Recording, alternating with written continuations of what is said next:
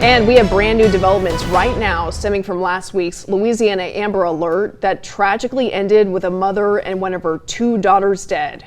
Authorities today revealing the causes of death, and they say the mom was stabbed to death while the little girl was strangled. And authorities in nearby Mississippi have the suspected killer and an accomplice in custody. And this afternoon, the sister of the suspect takes us through her long cry out for help concerning her half-brother. Reporter Morgan Harris with the emotional interview. I'm just lost for words because I really tried to help him. Dixie Hemphill says Daniel Callahan is her half-brother. Callahan confessed to reporters Friday after kidnapping 2 Louisiana children, eventually killing the youngest child.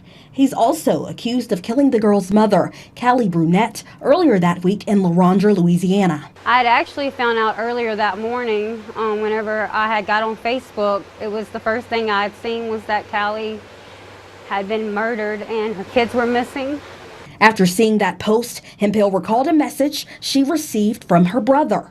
I had received messages off of Callie's Facebook the day prior, that night prior in the middle of the night, saying that it was an emergency, and he called me like 13 times off her messenger. He was asking for like money, but he wanted me to call, not text. She claims Callie and her brother dated on and off for a few years. She decided to call police in Louisiana to report her brother's possible involvement. I picked up the phone and I called Tangipahoe.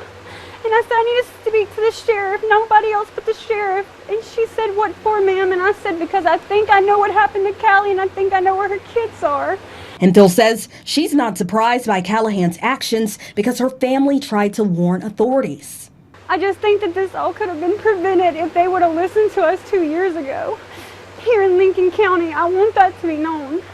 Hemphill believes this behavior stemmed from their mother's abuse. The situation that we grew up with didn't help none of us, honestly. She was man to man, drugs to drugs. We watched men do things to her just because she owed them money. They did things to us. Look me up in Region 8, borderline multiple personality disorder.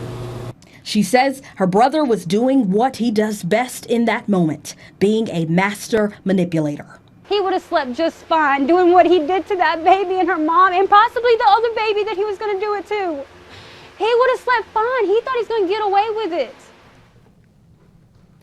Now, in addition to arresting Daniel Callahan, police have also taken a 32-year-old woman into custody as an accomplice in the killing of the little girl.